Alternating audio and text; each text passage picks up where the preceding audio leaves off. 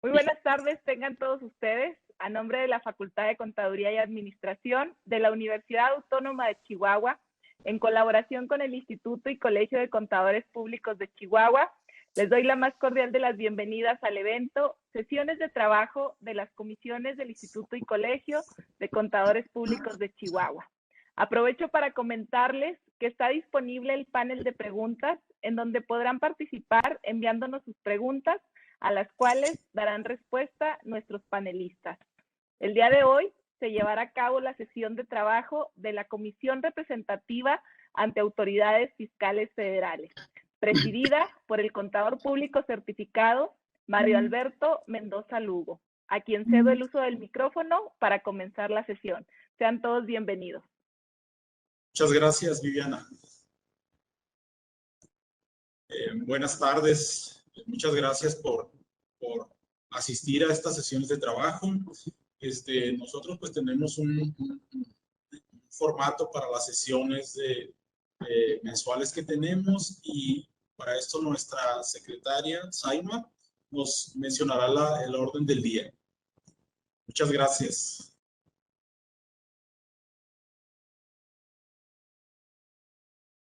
Buenas tardes a todos y muchas gracias por acompañarnos. Entonces, como mencionaba el presidente de nuestra comisión, pues yo soy la secretaria y voy a estar encargándome de llevar el orden del día. Entonces, pues como primer punto, tenemos una pequeña presentación de lo que nuestra comisión tiene como objetivo del funcionamiento de nuestra comisión, así como de su estructura. Entonces voy a cederle la palabra al contador público certificado Efrén Hernández, que él va a ser el que nos va a hacer el favor de presentarles a ustedes cómo funciona nuestra comisión para que puedan conocerla un poco mejor. Muchas gracias, Aima. Muy buenas tardes a todos. Quiero agradecer pues primero a nuestra alma mater y casa de todos los aquí presentes, a nuestra querida Facultad de Contaduría y Administración, al señor director y a Secretaría Académica, la invitación y esta colaboración con el Colegio de Contadores, donde pues la intención es de que todos ustedes, jóvenes estudiantes, pues tengan una idea más real de lo que hacemos en el colegio. Si bien es cierto que el colegio es una organización mediante la cual pues se brindan servicios a sus socios en cuanto a capacitación, brindarles herramientas, apoyos necesarios, pues también es cierto que una parte importante del colegio son sus comisiones de trabajo, y es donde nosotros como contadores públicos pues tenemos la oportunidad de aportar nuestro granito de arena y nosotros también darle algo o aportar a la profesión. Entonces, en ese sentido, pues les voy a comentar un poco de qué es nuestra comisión, que es la comisión representativa del Colegio de Contadores Públicos de aquí de Chihuahua ante las autoridades fiscales federales. Entonces, les hablo un poquito primero de la estructura. Ustedes saben que el Instituto Mexicano de Contadores Públicos a nivel nacional está conformado por más de 60 colegios y está dividido en varias zonas. Nosotros pertenecemos a la zona noreste, que está conformada por los estados de Chihuahua, Coahuila, Durango, Zacatecas, Nuevo León y Tamaulipas. Entonces, el instituto cuenta con una estructura a nivel nacional, nivel regional y nivel local. Y esa estructura en cuanto a lo que es comités ejecutivos o directivos y comisiones de trabajo se replica desde la nacional hasta las locales. ¿Qué es lo que se hace en nuestra comisión? Como su nombre lo dice, somos quienes representamos a la contaduría pública organizada ante autoridades fiscales federales. Llámese IMSS, SAT, Infonavit. Nuestra comisión es aquella que se encarga de tener mesas de diálogo y de trabajo de la mano con autoridades fiscales. A nivel nacional, pues participan desde jefe del SAT, administradores centrales, delegados del IMSS, Prodecon, etcétera, donde pues se negocian distintos temas que son de interés mutuo. Ahorita que está de moda lo de las reformas fiscales, en su momento la trascendencia que tuvo la entrada en vigor de la contabilidad electrónica, definir los catálogos de cuentas, todo lo que es el cabildeo, inclusive en Cámara de Diputados y Senadores, precisamente cuando hay iniciativas o reformas de gran calado o que tienen trascendencia o un impacto muy fuerte en la profesión, pues todo esto es parte de los trabajos y de lo que nuestra comisión lleva a cabo. todo lo que hace la Comisión Nacional se replica hacia la regional y a su vez de la regional se replica a cada uno de los colegios. Y nosotros aquí de manera local, aparte de dar a conocer todo lo que se está trabajando en la región y a nivel nacional, pues también llevamos a cabo trabajos de estudio, de análisis y de colaboración con nuestras autoridades. Nuestra comisión está conformada, ya les decía ahorita, Saima y Mario, quien es nuestro presidente actual, Saima Domínguez, que es la secretaria, y el contador público certificado Elías Nevares, quien funge como tesorero. Ahí tienen en pantalla todos los que somos integrantes de esta gran comisión, y dentro de su estructura pues tenemos varias subcomisiones. Tenemos lo que le llamamos subcomisiones de trabajo, que están clasificadas por cada una de las áreas principales de la contaduría pública. Como pueden ver, tenemos una subcomisión de normas de información financiera, normas internacionales de auditoría y temas de auditoría, otra de temas de seguridad social, de normatividad profesional, que es otro de los pilares fundamentales para nosotros como contadores, lo que es temas de contabilidad y auditoría gubernamental, y finalmente un área de temas de artículos técnicos, donde cada mes pues se comenta la información que viene desde el instituto, temas de índole fiscal, que ahorita insisto, el tema de moda desde el 8 de septiembre pues es el de la reforma fiscal, temas técnicos diversos relacionados también con el dictamen fiscal o el sistema de presentación del dictamen, que es el CIPRED, criterios no vinculativos, temas de prevención de lavado de dinero y PRODECON. Como pueden ver, abarcamos varios temas y se tienen varias subcomisiones de trabajo, y la dinámica de las juntas ahorita ustedes la van a presenciar. Cada reunión se cuenta con la participación ya sea de alguna autoridad o de alguno de los miembros propios de la comisión, quien desarrolla un tema técnico, él hace la presentación, entre todos los comentamos, hacemos aportaciones, criterios, opiniones, debatimos, y después que se agota el tema técnico pasamos a temas o informes de las subcomisiones, que para la sesión de hoy, como está establecido en el orden del día, se van a comentar muy brevemente algunos temas de NIF, de seguridad social, con el tema del REPSE, que también es otro tema que está muy vigente, y dentro de los boletines fiscales, pues obviamente hablaremos un poco de la reforma fiscal, que es algo que es muy vasto, pero estaremos viendo ahí un resumen a manera de cumplir con el objetivo de los boletines. Entonces, así en lo general, esto es lo que es la comisión de CRAF, como se le denomina, el objetivo, qué es lo que hacemos, y pues encantados de tenerlos aquí de manera virtual, presenciando nuestra sesión de trabajo. Señorita secretaria, por lo pronto es cuanto. Les cedo la palabra. Gracias, maestro. Pues continuando con lo que ya mencionaba el maestro Fren, en esta ocasión el tema que se va a tratar o sobre el que se va a realizar el análisis es el tema de tasas efectivas, y va a ser a cargo del contador público certificado José Antonio Torres Torres, que es parte de los integrantes de nuestra comisión. Entonces le cedo la palabra al contador para que inicie con el tema a tratar.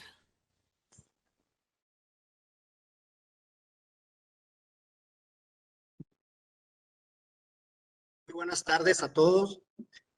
Yo les voy a hablar de un tema que no es tan nuevo, más sin embargo se ha hablado poco de él.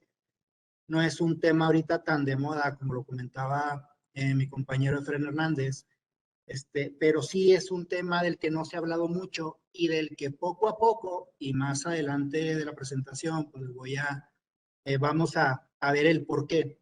Pues poco a poco va a ir tomando relevancia, ¿sí? Conforme se van a dar ahí algunas circunstancias, las cuales pues, vamos a comentar durante el desarrollo de la exposición. Y bueno, como introducción, tasas efectivas para medición de riesgos impositivos. Bueno, pues más que tasas, porque la verdad es que no son tanto tasas. Podemos definirlas como, más bien, son indicadores, ¿sí? Son indicadores. La verdad es que esta es una nueva figura que va a apoyar a la autoridad en sus programas o tareas de fiscalización. Pero también nos da a los contribuyentes la posibilidad de monitorearnos y ver cómo estamos nosotros ante los ojos de la autoridad en relación al cumplimiento de las obligaciones fiscales.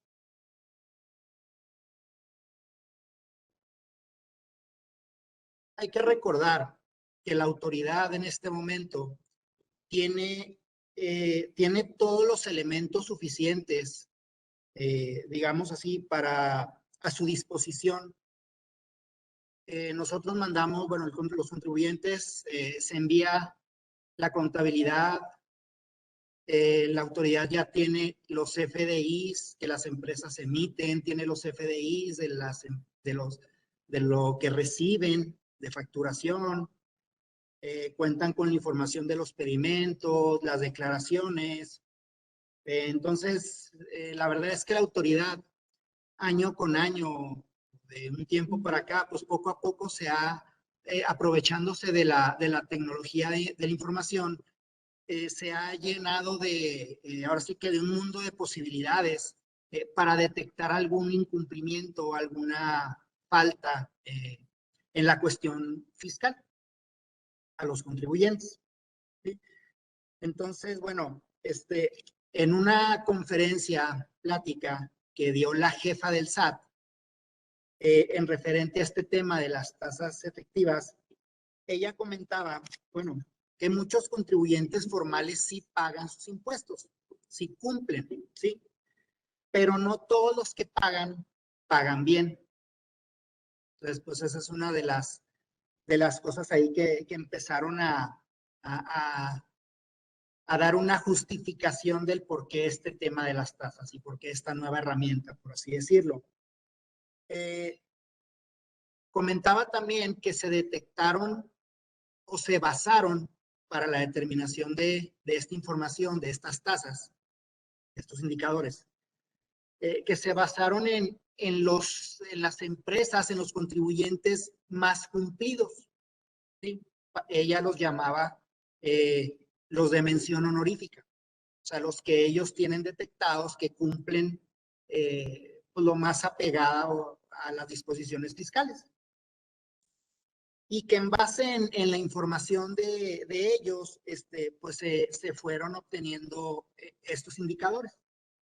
O sea, creyeron que la mejor manera era sacarlo de los contribuyentes más cumplidos. Ok. Comentaba, ¿verdad? Y como está planteado hasta el momento, esto se enfoca en lo que son los contribuyentes, grandes contribuyentes, ¿sí? O sea, contribuyentes, pues, que tienen características y pues dimensiones más grandes en cuestión de proporcionalidad, ahora sí que de las empresas. Estamos hablando de empresas pues muy grandes con ciertas características, ¿sí? Ok, el año pasado ella comentaba que de los grandes contribuyentes obtuvieron una fiscalización de 216,000 millones de pesos y que de los demás contribuyentes, que no son grandes contribuyentes, obtuvieron 280,000 millones. ¿Sí?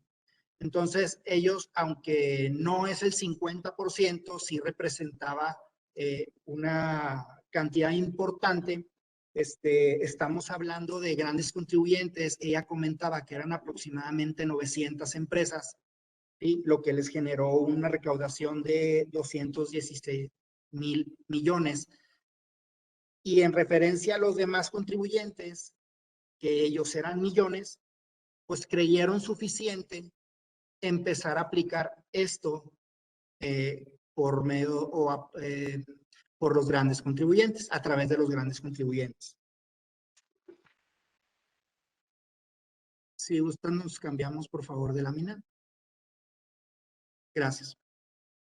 Y bueno, entrando ahora sí en lo que es ya los hechos, la materia, el tema.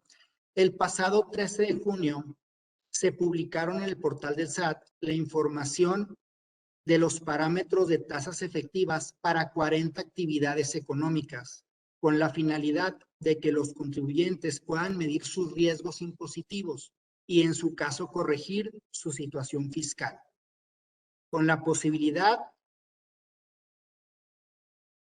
del inicio de revisiones profundas orientadas a corroborar el correcto cumplimiento de sus obligaciones. Como lo comentaba ahorita, esto va a dar lugar a que el SAT detecte incumplimientos, pero también va a dar la posibilidad a que el contribuyente se autoevalúe, vea sus parámetros, vea dónde está y vuelva a revisar, se autocorrige en su caso, su situación fiscal. Siguiente, por favor.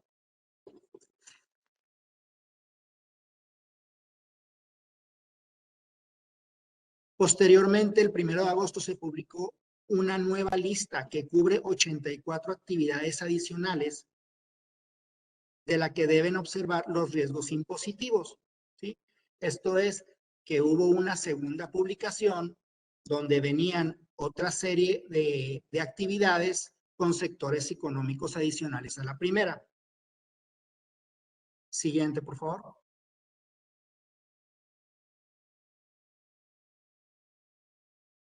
Ok. Entre las actividades, los sectores económicos que se publicaron en el portal del SAT, ¿sí? Venía lo que viene siendo el sector económico de minería, industria manufacturera, comercio al por mayor, comercio al por menor y servicios financieros y de seguros. Siguiente, por favor.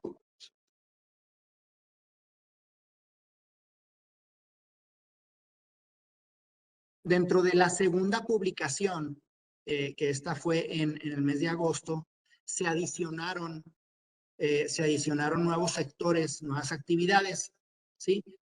Construcción, servicios de alojamiento temporal, servicios de apoyo de negocios, transporte, correos de almacenamiento, servicios inmobiliarios y de alquiler, servicios profesionales, científicos y técnicos, electricidad, agua y suministro de gas, productos.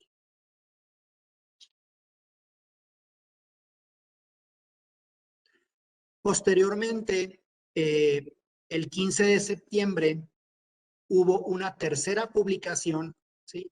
La cual incluye a 79 actividades económicas más, ¿sí? El 10 de octubre vuelve a haber una cuarta publicación donde se agregan otras 47 actividades económicas más.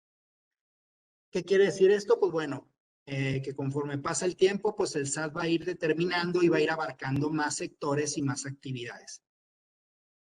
A donde vemos que va esto, pues bueno, ahorita es a grandes contribuyentes, pero pues yo creo que dentro de las especulaciones que se tienen, ¿verdad? Pues es que esto va a ir en un momento dado, pues para todos, no nomás para los grandes contribuyentes. Hasta el día de hoy se tienen, con estas 4 publicaciones, se tienen 21 sectores económicos y 250 actividades económicas publicadas. Estas listas las podemos encontrar en la página del SAT, que se muestra aquí en el material, en la lámina. Están muy identificadas y ahí es donde vienen la tasa impositiva para cada una de las actividades. ¿Qué tienen que hacer los contribuyentes? Pues bueno, los contribuyentes obviamente pues identifican su actividad y sector al que pertenecen y buscan la tasa que les corresponde para ellos poder medirse qué tan bien o qué tan mal pudieran estar ante los ojos de la autoridad. Aquí me están haciendo el favor de mostrar un ejemplo de cómo están publicadas estas tasas, ¿sí? Estas tasas efectivas. Como aquí vemos, y pues voy a aprovechar que estamos aquí directamente en la página, voy a aprovechar que la manera en la que está presentada, bueno, pues viene la tasa efectiva, que es lo que la autoridad determinó en base a la información que ahorita les comenté. Si ustedes se fijan, hay una flechita que está para arriba que dice menor riesgo, ¿sí? Y otra que está para abajo y dice mayor riesgo. Mayor riesgo y menor riesgo. Bueno, ¿qué significa? Pues en una traducción práctica, ¿sí? Significa el grado de riesgo que yo tengo de que me auditen, ¿sí? O sea, el contribuyente aquí va a evaluarse qué tan aproximado, o sea, qué tan aproximado está a su mismo sector, cómo están pagando las demás empresas de su actividad y de su sector económico, y la empresa va a poder evaluar qué tan más o qué tan menos están pagando en relación a lo que el SAT determinó. Y aquí, pues bueno, se muestran, es mucha información, son algunas láminas, estamos abarcando ahí algunos ejercicios que ahorita pues se les va a comentar cuáles son, pero en pocas palabras, pues esto es lo que está publicado. Eso es lo que está publicado y ahorita pues vamos a ver un ejercicio ahí un poquito más práctico, pues ver cómo podríamos nosotros aplicarlo, ¿sí? Muy bien. En este año hubo una reforma al código, en el artículo 33, en el cual es el fundamento, se puede decir, para la publicación de estas tasas efectivas, ¿sí? Es importante pues leerlo para ver ahí el fundamento y el origen, ¿sí? De por qué pues tenemos que cumplir. Parte también es parte de la autoridad, la obligación de darnos a conocer la información, ¿sí? O sea, no es una obligación, pues más para el contribuyente. El artículo 33 del Código Fiscal de la Federación dice que las autoridades fiscales, para el mejor cumplimiento de sus facultades, estarán a lo siguiente. La fracción 1 dice, proporcionarán asistencia gratuita a los contribuyentes y la ciudadanía procurando. Y el inciso I aplica para lo que es este tema de las tasas. Dice que dar a conocer en forma periódica y en general para los contribuyentes de la ley del impuesto sobre la renta parámetros de referencia con respecto a la utilidad, conceptos deducibles o tasas efectivas de impuesto que presentan otras entidades o figuras jurídicas que obtienen ingresos, contraprestaciones o márgenes de utilidad por la realización de sus actividades con base en el sector económico o industria al que pertenecen. Sí, como les comentaba, bueno, la autoridad tiene la obligación de darnos esta información, lo cual pues ya está comenzando a hacerla, ya van 4 publicaciones, y los contribuyentes tienen la obligación de autoevaluarse, ¿sí? Para ver qué tan aproximado o en qué situación están de acuerdo a cómo están pagando en este momento su impuesto sobre la renta y cómo espera la autoridad que lo estén haciendo. Siguiente, por favor.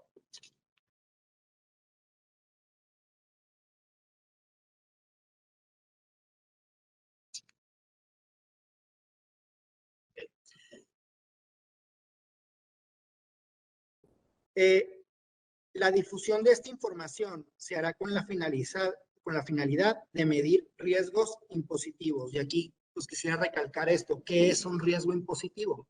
¿Sí? Pues bueno, pues riesgo impositivo es simplemente la posibilidad de que seas auditado por el SAT. Hay que mencionar que a la fecha, y por eso comentaba ahorita al inicio de la presentación, que a la fecha la autoridad ya ha comenzado a hacer llegar a los contribuyentes algunas cartas, exhortos en relación a este tema. ¿Sí? No logré conseguir una para ver qué es lo que dicen y cómo lo requieren. Hay todavía muchas especulaciones en referente a cómo la autoridad nos va a decir, oye, estás pagándome más, estás pagándome menos. No conocemos todavía pues, los formatos, si es una carta de invitación simple, si da alguna otra información, pero lo que sí es que ya están comenzando a llegar. Y conforme empiecen a llegar, pues obviamente este tema va a agarrar más, ahora sí que pues va a ser un poquito más popular, porque pues no es un tema del que se ha hablado mucho, más sin embargo, pues es una herramienta nueva del SAT y pues bueno, va a requerir también darse cada vez más a conocer. Ok, estos parámetros de tasas efectivas se unen a otros elementos que tiene el SAT para garantizar que los contribuyentes estén pagando correctamente sus contribuciones. ¿Sí? ¿Cuáles son estas? Pues ya estas son muy conocidas, no son precisamente pues, nuevas. Tenemos las visitas domiciliarias, revisiones de gabinete, cartas, invitación y exhortos, que pues aquí esta va a ser parte de, aquí es donde les comentaba ahorita, que ya están llegando cartas y exhortos para esto de las tasas efectivas.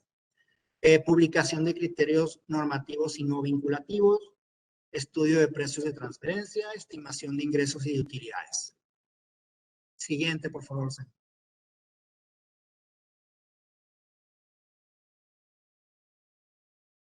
Ok.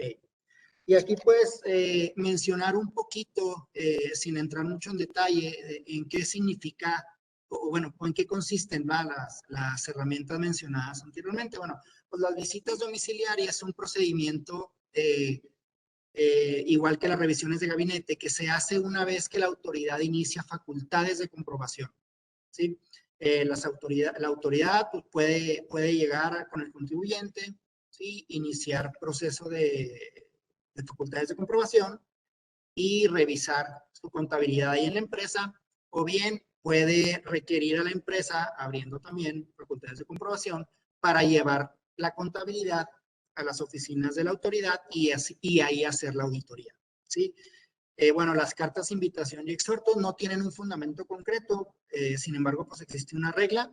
Esas cartas, pues aquí lo que es que hay que contestarlas, o sea, no porque sean exhortos, bueno, en su momento, pues muchas, porque veíamos que era una carta de invitación, pues no le dábamos la importancia y así lo dejábamos.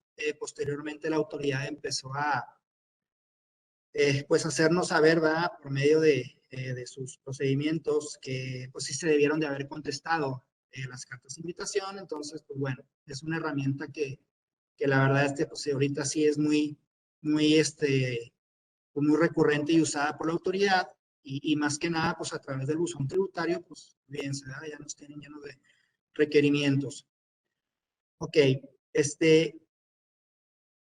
igualmente la reforma del 21 de la fracción del artículo 33 del Código Fiscal de la Federación habla de que es facultad de la autoridad invitar a los contribuyentes a sus oficinas con el objeto de poder orientarlos en cuanto a la corrección de su situación fiscal, ¿sí? Ahí por cuestiones de alguna omisión. Es algo también que pues es otra herramienta, es otra figura. El SAT manda a hablar pues ahora sí que a la empresa, pues para exponer ahí lo que ellos ven, ¿sí? Y pues de alguna manera aclararlo y pues fomentar que de alguna manera pues el contribuyente se autocorrija. Siguiente, por favor.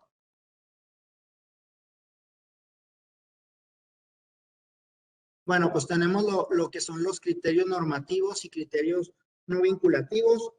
Aquí, pues obviamente, sí, la autoridad ya tiene abierto o lo que vienen siendo las facultades de comprobación, es decir, que ya abrió una auditoría.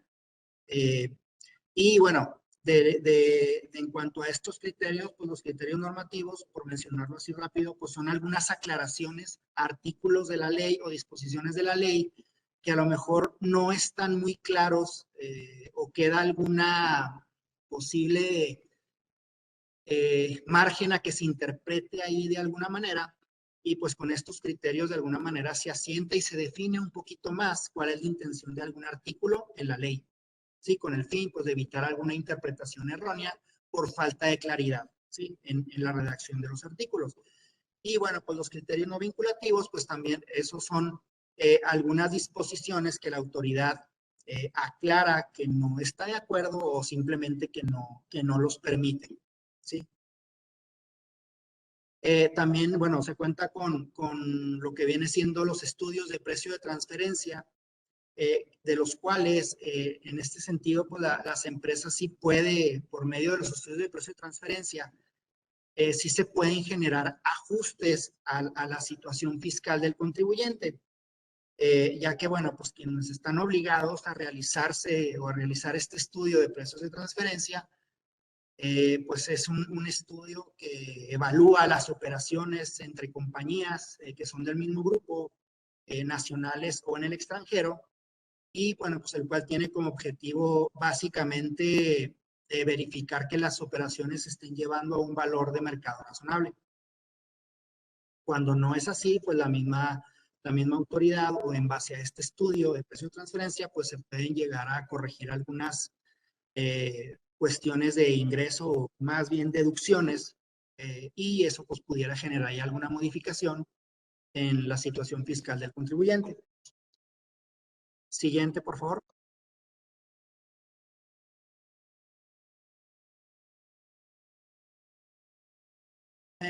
Otra herramienta que tiene el SAT es, bueno, cuando inicia facultades de comprobación y van a la empresa y no hay una contabilidad completa o no hay un buen, pues, digamos que falta información, la autoridad pues va a hacer una determinación de ingresos, una presuntiva, fundada en el artículo 59, ¿sí?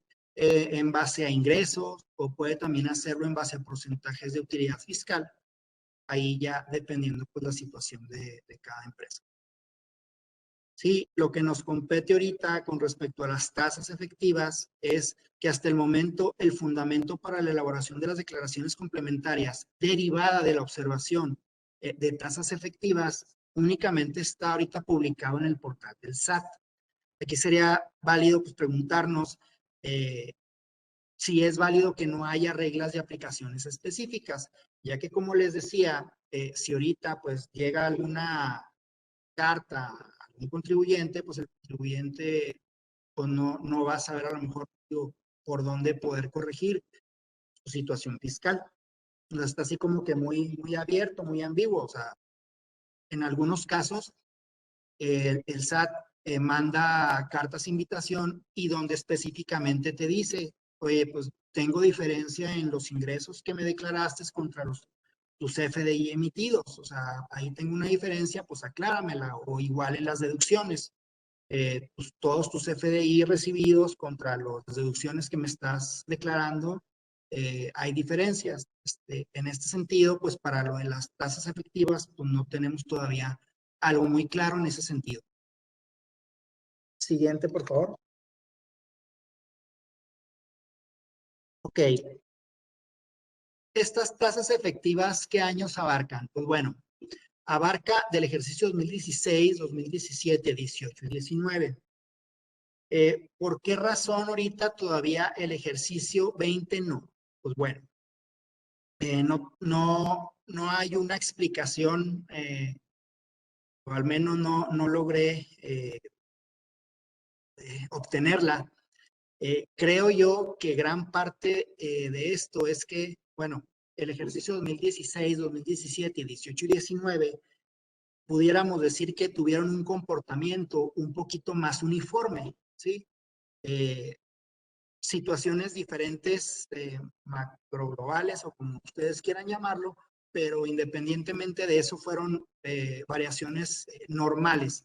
No como el ejercicio 2020, que tuvimos una pandemia y que pues obviamente la situación económica mundial pues se vio muy afectada, pues obviamente en lo que es la economía nacional también. Entonces, como estas tasas se están basando en información obtenida de las mismas empresas, en base a nuestras declaraciones, en base a, pues a nuestra contabilidad, entonces es probable que la autoridad no crea conveniente comparar un año tan atípico con números tan, pues ahora sí, tan diferentes en relación a 2019 a 2016.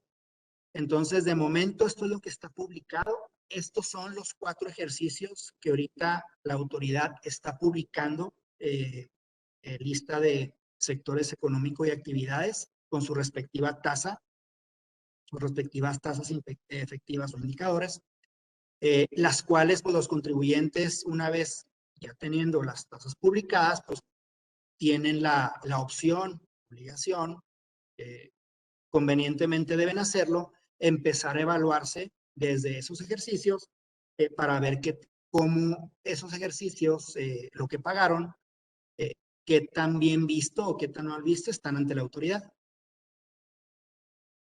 Ok, esa es una característica. Otra característica es que es aplicada sobre el padrón de grandes contribuyentes, como lo habíamos comentado en un principio. Y pues otra característica es que toda esta información se obtuvo de las declaraciones anuales, dictámenes fiscales de los contribuyentes, ISIF, declaraciones informativas, CFDIs, pedimentos y pues básicamente, digo, pues hay más información, pero lo que comentaban ellos en lo general, pues es de estos formatos, de estas declaraciones.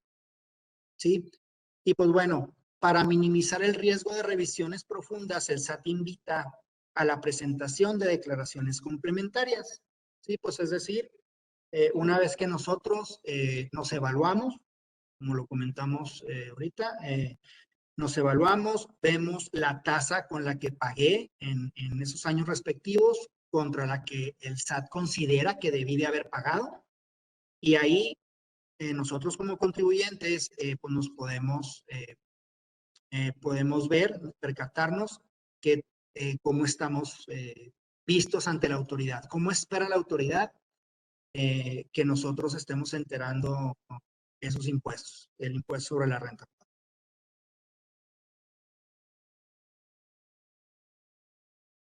Si gustas, por favor, siguiente lámina.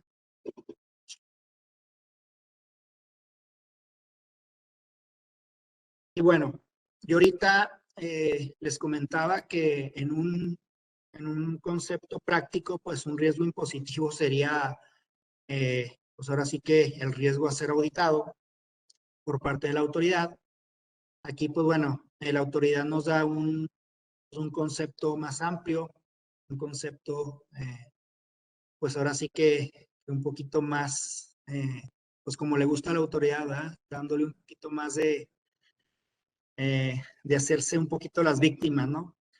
Y bueno, ellos lo consideran y lo definen como la contingencia de incumplimiento de las disposiciones fiscales que le son aplicables a un contribuyente o a un conjunto de contribuyentes y que repercuten en el correcto pago de contribuciones, concretamente en materia del impuesto sobre la renta, ¿sí? Y aquí, bueno, pues también mencionar, el impuesto sobre la renta se paga sobre una utilidad, es decir, todos sabemos que el impuesto sobre la renta son tus ingresos menos tus deducciones y ya te da una base, una utilidad que se denomina una renta, por eso es el impuesto sobre la renta y ya sobre esa base uno paga la tasa de impuesto correspondiente. ¿Sí? Pues bueno, la tasa efectiva de impuestos se determina dividiendo el ISR causado, que lo vamos a obtener de nuestras declaraciones anuales, entre los ingresos acumulables del ejercicio. Eso nos va a dar la tasa impositiva con la que nosotros estamos pagando, ¿sí? Y es la que va a haber que comparar contra las tasas publicadas en la página del SAT, de acuerdo a nuestra actividad y a nuestro sector económico. Y bueno, aquí muchas dudas y muchas preguntas pues, nos hemos hecho, ¿verdad? ¿Por qué sobre una base de ingresos? ¿Sí? O sea, la autoridad quiere que sobre los ingresos directamente yo con una tasa, un factor, pues le compare, ¿sí? O sea, me compare yo como contribuyente contra el impuesto que cubrí, ¿sí? Que es un impuesto que, como repetimos, se paga sobre una base fiscal, ¿sí? La diferencia entre ingresos y deducciones. Y pues bueno, todas las actividades económicas son aquellas contenidas en el anexo 6 de la resolución de la reglas misceláneas fiscal vigente. Resolución miscelánea fiscal vigente. Siguiente lámina. Ok. ¿Qué define la autoridad como grandes contribuyentes? Bueno, el artículo 28, apartado B del reglamento interior del SAT establece cuáles son los grandes contribuyentes, ¿sí? Los que vamos a mencionar a continuación serían instituciones que forman parte del sistema financiero, empresas que tributan en el régimen opcional para grupo de sociedades, las personas morales que en el último año hayan tenido ingresos iguales o mayores a 1.250.000.000 de pesos. Las personas morales que al cierre del año anterior hayan tenido acciones colocadas en la bolsa. Los residentes en el extranjero, incluso si son residentes de México para efectos del IVA. Siguiente, por favor. Cualquier persona física o moral en materia de verificación de la determinación de deducciones autorizadas e ingresos acumulables en operaciones celebradas con partes relacionadas. Cualquier residente en México no contemplado en alguna de las fracciones de este apartado respecto de las operaciones llevadas a cabo con sujetos o entidades competencia de la Administración General de grandes contribuyentes o con residentes en el extranjero, incluyendo la determinación de cualquier efecto fiscal que derive de dichas operaciones. Siguiente.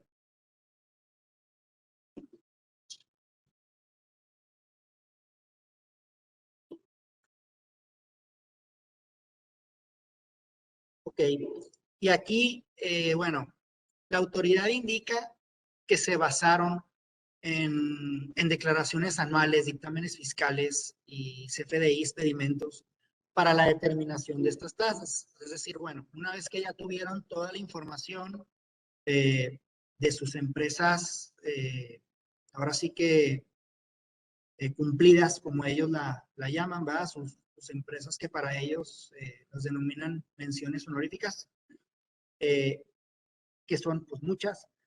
Obviamente es mucha información, tuvieron que haber obtenido mucha información. Entonces aquí, pues una de las preguntas que sí convendría hacerse es, bueno, ¿en qué se basan estas tasas o estos indicadores? O sea, ¿lo sacaron en base a un promedio simple, promedio ponderado, o hicieron un cálculo estadístico de qué tipo para sacar una mediana? O bueno, siendo un tema tan importante que repercute ahora sí que vaya, en un tema, pues, digamos que es tema fiscal y que te digan, oye, pues tú me tienes que pagar en base a esto o en base al otro, este número, bueno, pues sí, déjame claro, autoridad, cómo estás determinando ese número. O sea, también como contribuyentes, pues digo, sí tenemos que tener la seguridad, pues de que esto está bien hecho. Y pues digo, lo digo con respeto, pero pues muchas veces pues nos hemos topado o hemos visto que pues no precisamente las personas que trabajan en estas dependencias, pues digamos que son del todo pues muy preparadas. O sea, la verdad es que desgraciadamente pues mucho del personal que trabaja en áreas que son importantes dentro de la recaudación dentro de las recaudaciones, pues la verdad es que sí carecen de mucha preparación. Entonces, que de ahí venga una imposición y me digan, oye, pues determine un número que es este y sobre ese pues tienes que pagarme, pues sí, la verdad sí genera algunas dudas, pero pues bueno, así es el SAT. Siguiente, por favor. Y bueno, comentábamos que derivado de estas observaciones que nos haga la autoridad, pues obviamente el SAT invita a presentar declaraciones complementarias, las cuales, pues bueno, también a falta de información, pues algunas cuestiones no se tienen muy claras, ¿sí? Por eso les comentaba ahorita, o sea, sí habría que ver cómo vienen estas cartas o estos exhortos de cumplimiento, ya que pues hasta ahorita no hay algo oficial que nos diga realmente cómo vamos a hacer nuestras correcciones fiscales si es que las hay. Pudiéramos preguntarnos, bueno, pues, ok, me dices que estoy pagando con una tasa menor a la que tú dices que mi sector está pagando, en base a lo que tú determinas, ¿cómo me corrijo? O sea, pues, pudiéramos hacernos esa pregunta. ¿Voy a aumentar mis ingresos o voy a disminuir deducciones? O sea, ¿qué es lo que tendríamos ahí que modificar? Va a haber algunos formatos especiales de declaraciones para aplicar estas correcciones. Entonces, pues bueno, la verdad es que es un tema que sí todavía deja algunas cuestiones en el aire. Ahorita, pues la autoridad lo que dice es, bueno, pues no es tanto así que me tengas que corregir en base al porcentaje. Simplemente revísate, ¿sí? Autoevalúate. O sea, el hecho de que determines tú, te autoevalúes y determines una tasa menor a la que yo, autoridad, digo que tú debes de tener o sobre la cual me debes de estar pagando, bueno, pues eso implica que tu contribuyente te eches un clavado en tu información fiscal y le vuelvas a dar una revisada para ver si no hay ahí algo, ¿sí? Alguna situación que esté originando que andemos ahí por abajo de esa tasa, ¿sí? Entonces, pues bueno, hasta ahorita eso es lo que tenemos, ¿sí? En cuanto a qué es lo que se debe hacer para autocorregirme o ponernos al corriente. Siguiente, por favor. Y bueno, aquí quise poner un ejemplo, la verdad es un ejemplo, pues es muy simple, pues ahora sí que es una ocurrencia mía, pensando en que, bueno, ok, soy un contribuyente que me dedico, ¿verdad? Soy un mayorista de medicinas, estoy pagando sobre una utilidad, se puede decir, o sea, del 2%, eso es mi tasa efectiva. Aquí pues vemos los datos. Es pues bueno, es importante aquí mencionar que si no hay una aclaración o una indicación de cómo debemos nosotros ahora sí que de ponernos al corriente, como lo mencioné ahorita, pues lo único es lo que comentaba ahorita, autoevaluarnos para ver qué tan bien estoy cumpliendo ante los ojos de la autoridad. Porque pues aquí en el ejemplo yo tengo que es un 2% sobre lo que estoy pagando, ¿sí? Si este 2% es real, estoy muy por debajo de lo que la autoridad dice que yo debería estar pagando. Entonces, ¿aquí qué debemos hacer? Pues bueno, como lo mencionaba ahorita y lo vuelvo a repetir, es revisar, ¿sí? Revisar este ejercicio de 2019 y verificar mi situación, a ver si no hay algo que me pudiera estar ahí por error, causando que yo esté pagando una tasa tan, pues, más abajo de lo que ellos consideran, ¿verdad? Una media. Sí, sí. Ok, eso sería pues lo que hasta ahorita hay.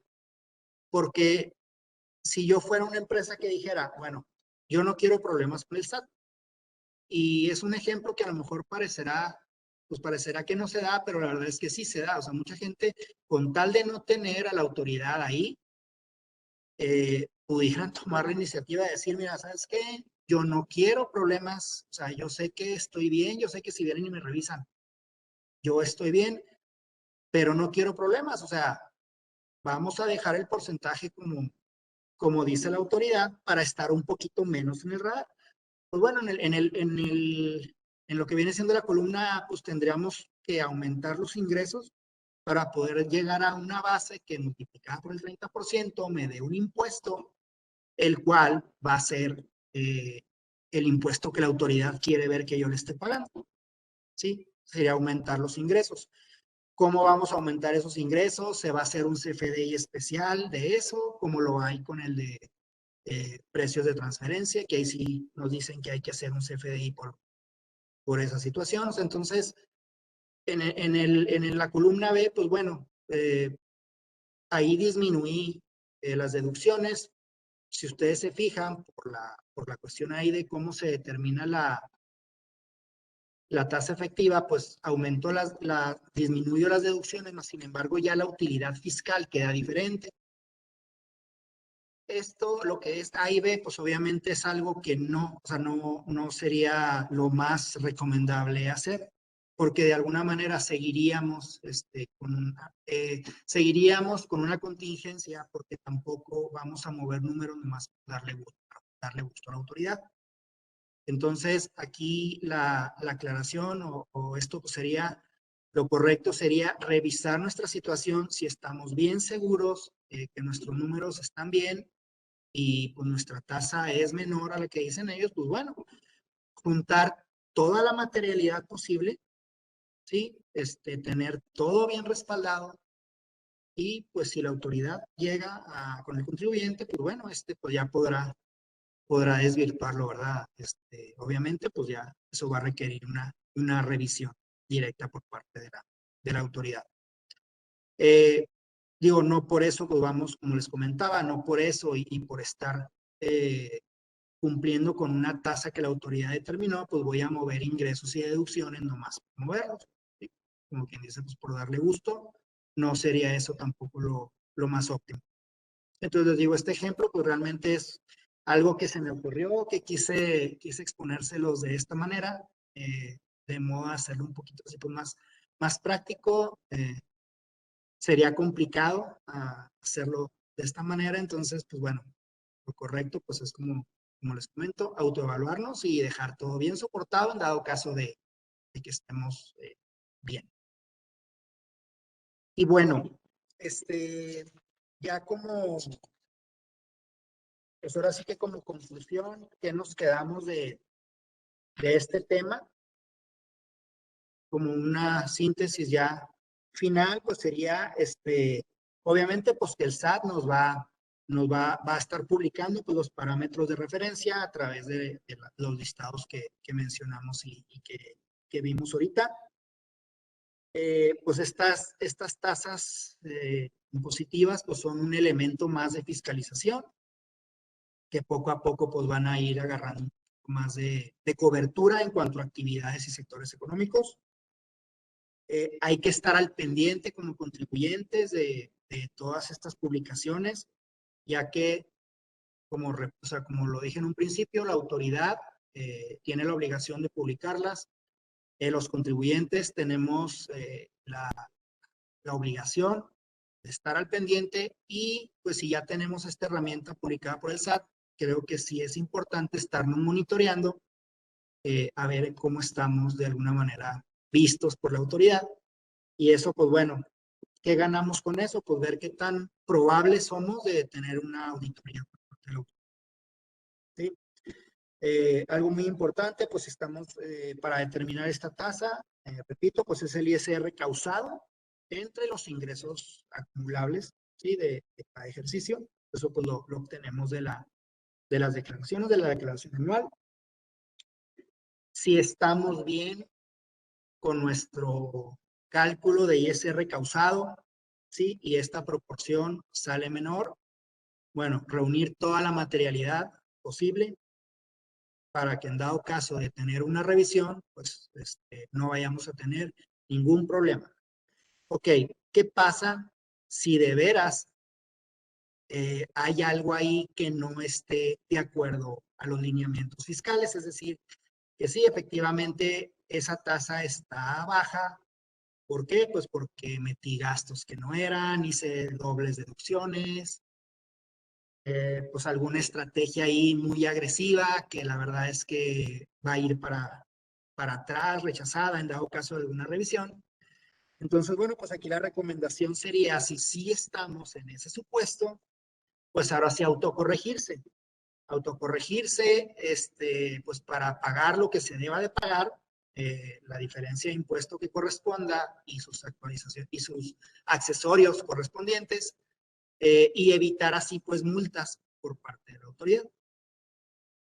Entonces, pues bueno, por mi parte sería todo. Espero que haya quedado un poquito claro este tema de tasas efectivas. Y pues bueno, les agradezco mucho la atención a todos y por mi parte es todo. Gracias. Le agradezco mucho, contador. Eh, Continuando con lo que se mencionaba ahorita al inicio, no sé si recuerden que se les comentó que tenemos subcomisiones dentro de nuestra comisión. Entonces, vamos a dar paso a una de las subcomisiones, pero recordándoles que está abierto el panel de preguntas y respuestas para que nos puedan enviar cualquier duda o cualquier comentario y al final poder nosotros responderles y poder hacer las aclaraciones pertinentes. Entonces, les recuerdo que está abierto el panel para preguntas y respuestas. Y le cedo la palabra al contador público certificado Marco Valles, que por parte de la subcomisión encargada de NIF, NIAS y auditoría nos va a hacer un comentario respecto a los reportes técnicos números 53 y 54 que emitió el CINIF. Ok, muchas gracias, Aima. Por cuestiones de tiempo, yo solo tocaré uno de los puntos referentes a estos reportes técnicos 53 y 54, que fueron emitidos por el CINIF el pasado 16 de junio y 15 de julio respectivamente. El punto que estaré yo tocando está relacionado con la tasa efectiva, específicamente de la PTU diferida, de acuerdo a lo que es la NIF D4. Pues primero que nada, ¿qué son los reportes técnicos que emite el CINIF? Son reportes que elaboran para divulgar información que es de interés para los trabajos del mismo CINIF, así como para todas aquellas personas que desean dar seguimiento a las labores de investigación, desarrollo efectuadas por este consejo. Es importante mencionar que este consejo emisor del CINIF está integrado por investigadores que tienen voz y voto para aprobación de las NIF, son las normas de información financiera, las INIF, que son las interpretaciones a las normas, y las ONIF, que son las orientaciones a las mismas. Estos reportes técnicos no son parte ni de las NIF, ni de las INIF, ni de las ONIF. Sin embargo, son emitidas para dar orientación a nosotros los usuarios sobre el posicionamiento del Consejo sobre ciertos cambios en normas o leyes que tienen un impacto directo en la información financiera de las entidades y que algunas de las veces no son muy claras en las normas, ¿no? Bueno, ¿qué derivó la emisión de estos reportes técnicos? ¿Y qué cambió en la PTU, que es el punto específicamente del que voy a hablar? Derivado del decreto del 23 de abril de 2021 que regula la subcontratación laboral, hubo un cambio en relación a la determinación de la PTU, en donde esta modificación consta principalmente a que cada empleado que reciba PTU no podrá superar de PTU recibida el mayor de dos montos, que es el equivalente a 3 meses del salario actual del empleado o el promedio de PTU recibida en los 3 años anteriores por cada empleado. ¿Qué es esto?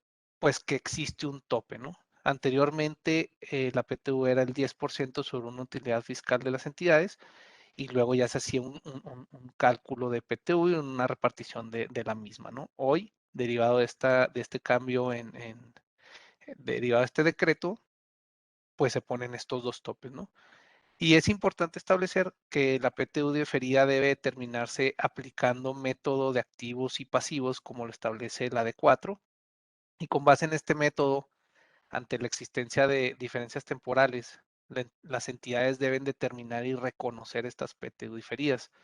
No obstante, ante el cambio en la determinación de la PTU por los dos puntos que les mencioné anteriormente, algunas entidades deben de hacer ciertos ajustes en la forma que van a determinar la PTU, particularmente aquellas entidades que consideren que el pago de la PTU va a ser menor al 10% de la utilidad fiscal que genere, ¿no?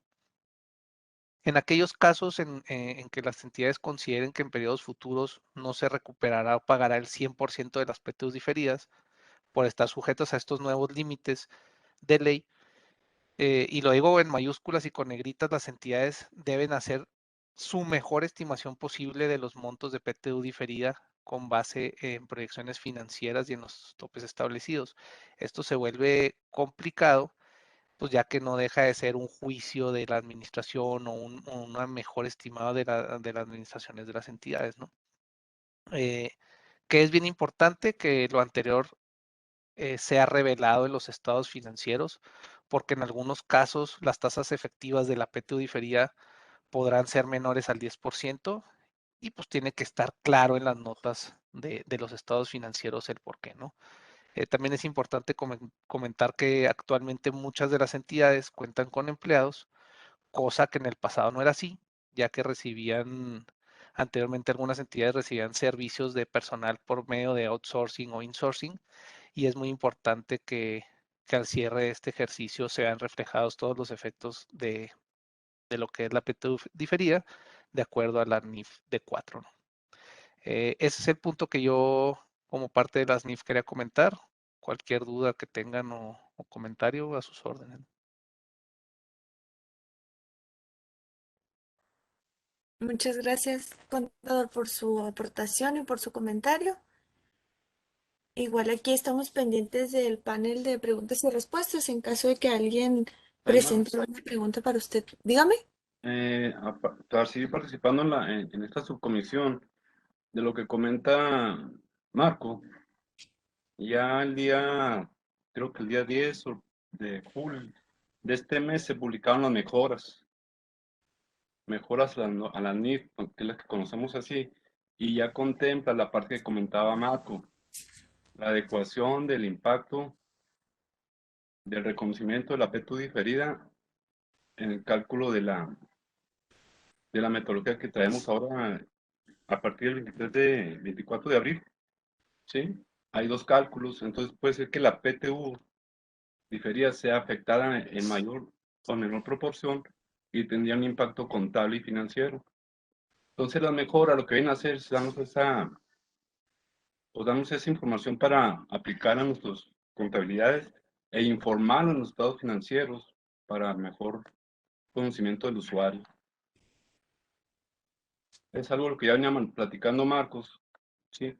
Aunque la PTU diferida se calcula con métodos activos y pasivos, con el efecto del cambio, del cálculo, puede haber un riesgo de que sea mayor la PTU o sea menor y tienen que documentarse, como decía bien Marcos, con una proyección financiera. Pero ya está la normatividad, ya está emitida la norma de información financiera para reconocerse en los estados financieros que se emitan con los cierres al 31 de diciembre de este año. Y sí es bien importante, la verdad que yo de inicio dije, bueno, pues no va a haber mucha diferencia entre estos Sí, topes y a lo mejor una PTU, y yo ya tengo un caso que la tasa efectiva arroja un 4.2%, ¿no? Entonces, en este caso en específico, eran varios millones de impacto, pues, en el estado de resultados, el llevarlo al 10% o el llevarlo al 4%, derivado de estas proyecciones y de estos topes, ¿no? así es. Y más importante, pues que ahora muchas de las empresas tienen empleados, lo que antes, pues, a lo mejor no era común en una empresa operativa, ¿no? Así es. Y la Entonces, importancia de esto es que, vuelvo a repetirlo, con la emisión de estas mejoras, pues nos invitan a que nuestros estados financieros revelen lo que dice bien Marcos, el impacto o mayor o menor en cuanto a su proyección y reconocimiento contable.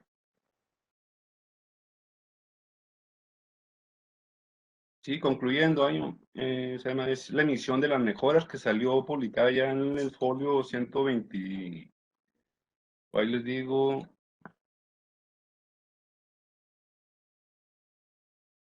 en el folio 124 del día 4 de octubre se publican las mejoras.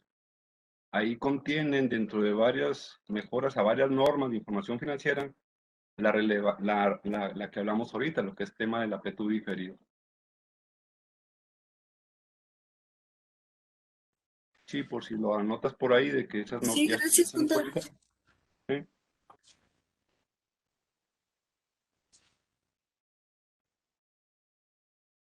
Sería todo. Muy bien, gracias, contador, por su aportación. Y continuando con el orden del día, la siguiente participación la va a realizar la Subcomisión de Seguridad Social por parte de la licenciada Rosario Ruiz, que nos va a hablar un poco sobre la actualización del REPSE. Entonces le cedo la palabra a la licenciada. Hola, buenas tardes. Mucho gusto, Rosario Ruiz. Por cuestiones de tiempo voy a ser concisa. Bueno, el resto de nuestras sesiones, todas las consecuencias que han habido, tanto laborales, de seguridad social, fiscales, legales e inclusive penales. Si gustas, darle adelante. Y en este caso, pues es considerar ya la puesta en marcha de lo que es si gustas darle, siguiente.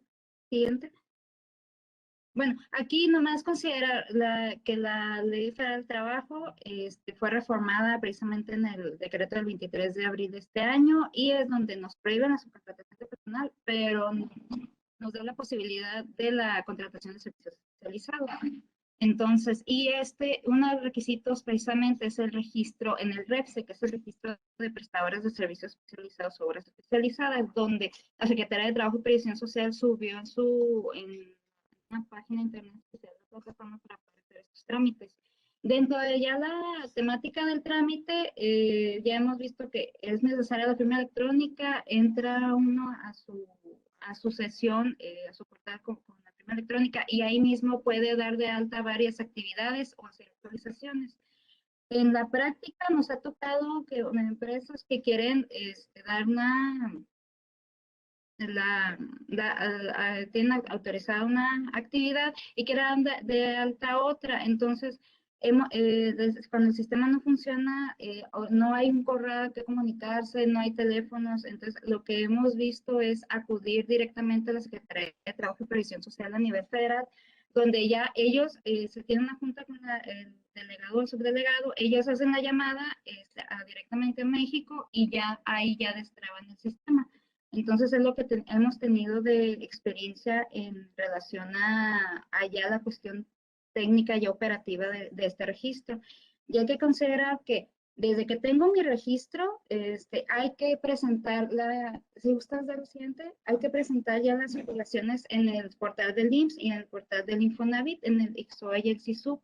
Aquí, por ejemplo, me dieron autorización, no sé, el 30 de agosto, entonces, pero voy a tener trabajadores hasta noviembre, por ejemplo. No me voy a esperar al cuatrimestre donde está noviembre, que sería septiembre, octubre, noviembre, diciembre, el último cuatrimestre, sino tengo que presentar la anterior, la primera, donde estuve en agosto, porque recordemos que se divide en 3 cuatrimestres el año para hacer la presentación de este tipo de informativas, y aunque se presenten ceros, pero hay que cumplir con esas obligaciones que hemos también visto eso en la práctica. Adelante. Bueno, esto es lo que ya hemos visto de cómo están las plataformas tanto en el IMSS como en el Infonavit. En el IMSS ya habíamos visto que tiene su propia plataforma y en el Infonavit ya habíamos visto que tiene, que dentro del mismo portal empresarial que se maneja para hacer las declaraciones y revisar todos los créditos que tenga la empresa. Muy importante, otra cuestión que hemos visto de esta situación es que para obtener el REPSE ya no están solicitando que esté en su totalidad la opinión positiva del Infonavit, sino que se deja a salvaguarda de que te otorga el registro, pero de todos modos tienes que estar al pendiente de tu Infonavit o cumplir con lo que tengas pendiente. De hecho, así se menciona en el folio u oficio de autorización del REPS. En las empresas que así lo apliquen, porque ha habido muchas empresas que tienen diferencias de 5 pesos de hace 10 años y se la marcan ahí, por lo tanto sale la opinión negativa y ya es imposible hacer en registro. Si gustas dar el siguiente, bueno, esto es ya, si gustas darlo, siguiente, es lo que les comentaba del portal Infonavit, que es dentro del portal empresarial donde está ya el sistema. Y bueno, las repercusiones que en cuestión fiscal que ya habíamos visto,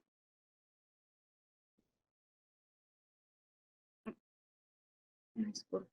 Las repercusiones en materia fiscal que ya habíamos visto es la cuestión de que yo no puedo subcontratar a alguien para realizar la propia actividad que tenga en mi objeto social, hablando a lo mejor de personas morales o en caso de personas físicas, la actividad que conste en la constancia de situación fiscal. Entonces, sí es muy importante tener una estrategia corporativa, no solamente seguridad social y fiscal, sino corporativa, para poder relacionar que tenga la empresa en su entorno es lo que llamamos el compliance, un cumplimiento de las normas, tanto con clientes como con proveedores. Por mi parte sería todo. Si existe algún comentario, alguna duda o alguna otra cuestión, muchas gracias. Muchísimas gracias, licenciada. Continuando con nuestra orden del día, la siguiente participación está a cargo de la subcomisión de boletines fiscales, que ellos nos van a hablar de las reformas fiscales, así puntos finos y comentarios rápidos sobre reformas fiscales. Entonces le cedo la palabra al contador Efraín Hernández. Muchas gracias, Aima. En referente a la actualización fiscal, pues todos saben que ahorita, precisamente el día de ayer, pues se aprobó en el Senado lo que es la miscelánea fiscal en lo general, sin que diputados ni los propios senadores hayan hecho mayores cambios en la iniciativa que envió el presidente. Entonces, el dictamen, a final de cuentas, pues, se aprobó con una votación de 67 votos a favor, 47 en contra y una abstención. Entonces, desde el día de ayer ya se turna la minuta para la firma del Ejecutivo y su publicación. Ha habido muchos temas que han estado manejándose en los medios y es una reforma que abarca muchas modificaciones, tanto en la ley de renta, código, IEPS y IVA. Esta presentación, si gustan, va a estar a su disposición a través de Secretaría Académica y Jefa de Carrera para que la soliciten, pero aquí pues viene a manera de resumen un listado, nada más para que se den una idea. Esto es las reformas que se tienen para Código Fiscal de la Federación en cuanto a conceptos, requisitos.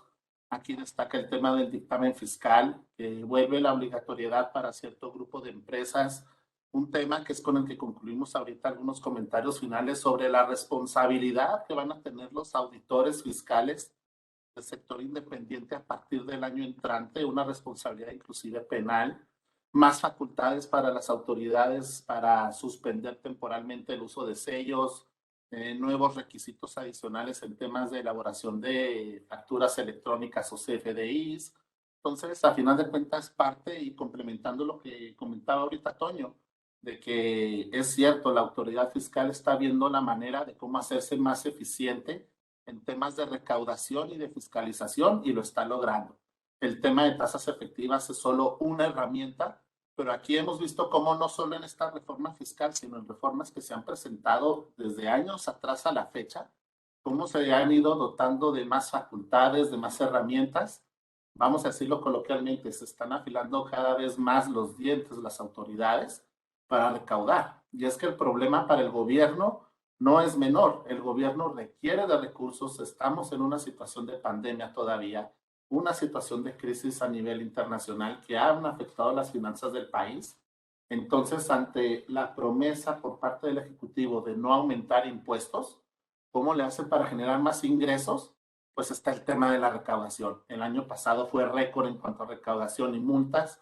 Este año, según lo establecido en la Ley de Ingresos, la promesa es recaudar un porcentaje significativo mayor a del año anterior y lo están logrando. Entonces, aquí, como les comentaba, no voy a reparar más que en los puntos más importantes, pero están enlistadas las principales reformas y como pueden ver, lo más fuerte viene en el Código Fiscal y en la Ley del Impuesto sobre la Renta, donde se ha hablado mucho también de la obligación que tienen muchos de ustedes a partir del año que entra, mayores de 18 años, a inscribirse obligatoriamente en el RFC. Ha habido medios que han comentado de que es que los van a obligar a pagar impuesto, apenas ingresan a la universidad y ya tengo que inscribirme al SAT. Redes sociales están inundadas con memes y cosas en este sentido. Y una vez les aclaro, jóvenes, no se asusten, el hecho de que tengan la obligación de inscribirse al RFC no quiere decir que ya tengan que pagar. se van a dar de alta sin obligaciones fiscales, pero lo que sí llama la atención es esta necesidad del gobierno de ya tenerlos identificados tan a temprana edad. No dudamos que detrás de esto pues estén mecanismos o esquemas de cruce de información, de irlos teniendo identificados, entre comillas, vamos a llamarle fichados, pero esa es la realidad. Entonces, dentro de todas estas reformas, aquellas que destacan y quiero mencionar, y ahorita nomás concluir muy brevemente, ya les comentaba ahorita algunas, pero en renta está esto del nuevo régimen simplificado de confianza. Un régimen que va a ser aplicable, uno para personas físicas, otro para personas morales, donde lo que busca el gobierno es vender un régimen en el cual hay una simplificación administrativa, porque la determinación del impuesto es muy sencilla. ¿Cómo consiste o cómo se va a llevar a cabo? Los ingresos que yo haya efectivamente cobrados, le aplico un porcentaje y ese es el impuesto que yo voy a pagar. Porcentaje que aplica dependiendo de unas tarifas, ahí las tienen ustedes en pantalla. Pueden ver cómo la tarifa va desde un 1% hasta un 2.5% para aquellas personas que tributen en este régimen. ¿Quiénes pueden tributar? Personas físicas que exclusivamente tengan ingresos por una actividad empresarial, ingresos por prestación de servicios o inclusive por arrendamiento, y cuyos ingresos no excedan de 3,5 millones de pesos al año, pueden estar tributando en este régimen. Desaparece lo que conocíamos como régimen de incorporación fiscal. Únicamente van a poder continuar de manera opcional en esto que era el RIF, aquellos contribuyentes que ya tributaban en el RIF hasta agosto de este año, pueden optar por seguir continuando en ese régimen hasta que termine el periodo de transición de 10 años. Recordarán ustedes que este régimen entró por allá en 2014, donde se preveía que la permanencia obligatoria en el régimen era 10 años y de ahí pasaban al régimen general. Entonces, aquellos que ya estaban en el RIF hasta agosto de este año pueden optar por continuar a partir del siguiente y tendrán que presentar un aviso por escrito al SAT de esta situación. Pero todos los demás, pues tendrán este régimen, que es el régimen simplificado de confianza o RECICO, como ya se le está llamando en la práctica. ¿Qué obligaciones tienen? Presentar declaraciones mensuales y declaración anual. Las declaraciones mensuales son a más tardar el día 17 de cada mes. Declaración anual durante el mes de abril. Persiste la obligación en el caso de prestación de servicios. Cuando yo preste servicios a una persona moral, la moral habrá de llevar a cabo una retención. Nada más que aquí la retención, en lugar del 10% al que estamos acostumbrados, será del 1.25%, hablando de impuestos sobre la renta. Y esto es un punto que hay que aclarar. Todo esto del régimen simplificado de confianza está en ISR y esta supuesta simplificación administrativa, facilidad en el cálculo, es nada más para impuestos sobre la renta. Para IVA persiste todo tal cual como está vigente hoy en día. Tengo que seguir con el tema de mis deducciones, que requisitos, llevar la contabilidad, etcétera. Entonces, en renta podrán no haber muchas obligaciones, pero si mi actividad causa IVA, pues ahí va a persistir gran parte de ellas. Ahí vienen las obligaciones que tienen en este régimen, no voy a abundar en ellas, es inscribirse al RFC, tener su firma, expedir comprobantes, conservar comprobantes de las deducciones. ¿Para qué quieren las deducciones si es solo ingreso? Pues por el tema que yo les comentaba ya del IVA. Entonces, quisiera mostrarles un pequeño ejemplo, porque a qué manera de reflexión, porque ahorita es un boom este régimen y lo están vendiendo como que es muy fácil el tributar y que a todos conviene. No necesariamente puede ser así. Vean ustedes aquí, preparé un ejemplo donde viene un caso, varias personas físicas, todas tienen ingresos por 300,000 pesos en el año y aquí la única variable, ¿cuál es? Esta es una actividad empresarial que tiene un margen de utilidad alto, casi no tiene deducciones. Esta es una persona física con actividad empresarial con un margen de utilidad bajo. Una persona física que tiene ingresos por actividad empresarial pero con pérdida y una persona física que tiene ingresos por arrendamiento. Entonces, ahorita en el 2021, suponiendo estas deducciones para cada régimen, la deducción ciega en arrendamiento y gastos para cada una de estas actividades, Vean cómo en el primer supuesto paga 33,000 pesos de ISR, 600. Aquí tengo una pérdida y no pago. Y en arrendamiento pago 24,000 pesos. La tasa neta de impuesto dividiendo en base a la utilidad, este es el impuesto que yo estaría causando. Pero ¿qué va a pasar estas mismas personas con esta misma base a partir del año que entra? Una actividad empresarial que tiene utilidades altas, sí le conviene el régimen. ¿Por qué? Porque sobre los 300,000 pagarían nomás 3,000 pesos en lugar de 33,000. Pero vean cómo cambia a una persona con un changarrito, un negocio donde vive del día al día y tal vez los ingresos apenas le alcanza para sus gastos y deducciones y tiene una utilidad baja o incluso pérdidas. Pues de pagar 600 pesos tendría que pagar 2,300, o en el caso de aquellas empresas con pérdida, pues no necesariamente les conviene tampoco porque tendrían que pagar, aun y cuando tuvieran una pérdida, tendrían que hacer el pago de un impuesto porque recuerden, es sobre el ingreso, no sobre la utilidad o base gravable. Y por último, en arrendamiento, al ser un régimen que casi no tiene deducciones, pues sí va a convenir. Entonces vean cómo un régimen que sí se está vendiendo muy fácil. Aplaudo al gobierno por intentar simplificar administrativamente un régimen y que sea atractivo para que las personas se inscriban, pero no necesariamente es así.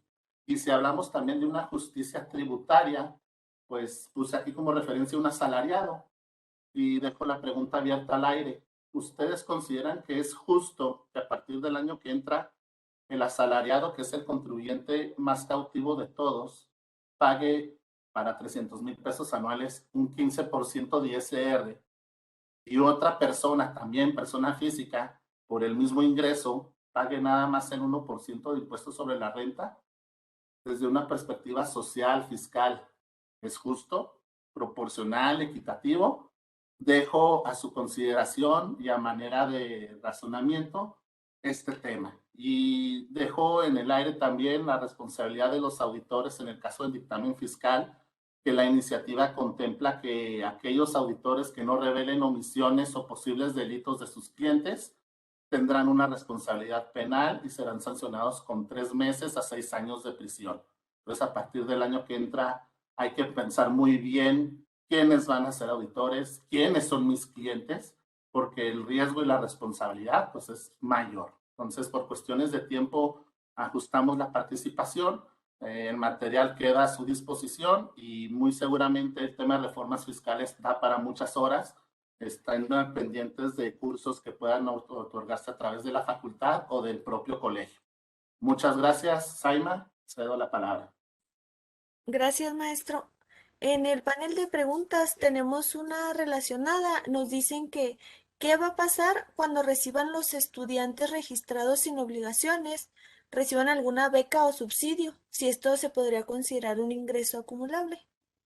Recuerden que la ley ya contempla que lo que son estímulos, apoyos o subsidios no se considera un ingreso acumulable, pero sí habrá que estar pendientes de temas como la discrepancia fiscal, donde el nivel de ingreso que ustedes pudieran tener, ya sea por apoyos o ingresos que reciban de sus padres, inclusive, que son ingresos exentos, pues correspondan al nivel de gasto o erogaciones que tienen, pero sí es un tema que ustedes tendrán que ir cuidando, estar al pendiente, pero si cumple con requisitos y demás, pues no estarían generando mayor complicación.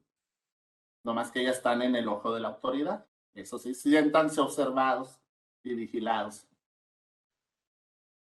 Gracias, maestro. Y retomando el tema del REPSE que nos comentaba la licenciada Rosario, también tenemos una pregunta en el chat y nos dice que ¿cuál es el efecto de la retención del IVA por servicios de subcontratación de personal que se haya facturado antes del 1 de septiembre y que se cobrara después de esa fecha?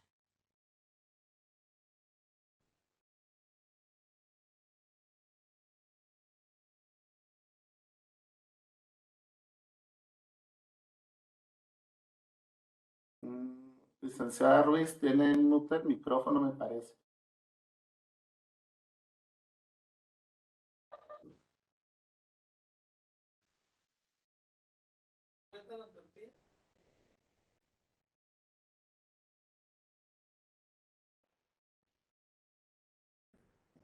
Se le quedó congelado, yo creo. parece que está teniendo problemas con su conexión.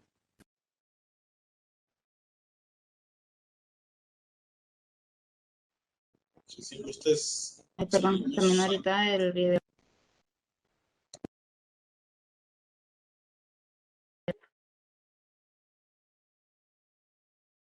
Ah, estoy batallando. Pues el Parece que ya resumen. la escuchamos, licenciada, ahora sí. Sí, perdón, se está fallando el internet.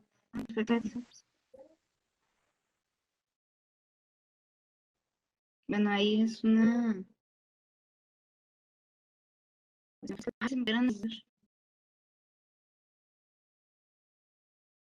Ahí, bueno, depende de persona física o persona moral, del efecto de recibir el pago. ¿Perdón? ¿Sí me escuchan? Sí, sí, la estamos escuchando, licenciada.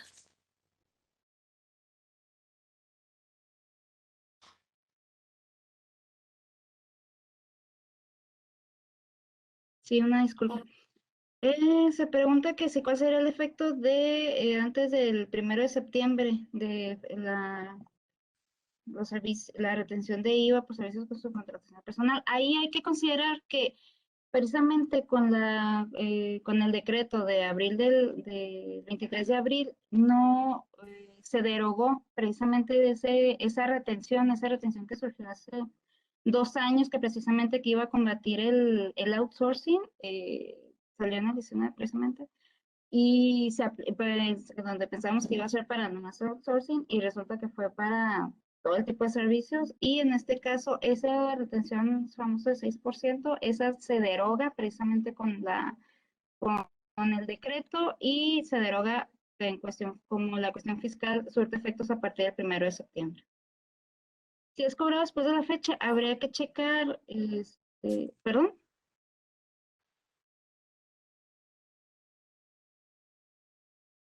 El contador Efren está hablando, pero no se escucha.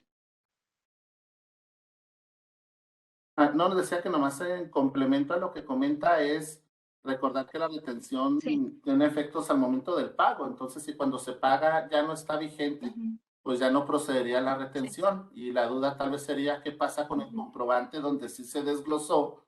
Pues ahí algunos lo que recomiendan es emitir un documento donde se cancele la parte de la retención, un tipo de nota de crédito o débito para que así se pueda complementar. Gracias. Muchas gracias por las respuestas a ambos. Y le cedo la palabra a Viviana Ferroterán, para que haga ella el cierre, para dar paso a la siguiente comisión. Muchísimas gracias a todos los integrantes de la comisión representativa ante autoridades fiscales federales por su participación y valiosas respuestas a las preguntas que mandaron nuestros asistentes. Lamentablemente, por cuestiones de tiempo, ya no vamos a poder seguir respondiendo a los cuestionamientos que tenemos, pero les reiteramos nuestro agradecimiento y esperamos que en próximos eventos nos puedan acompañar.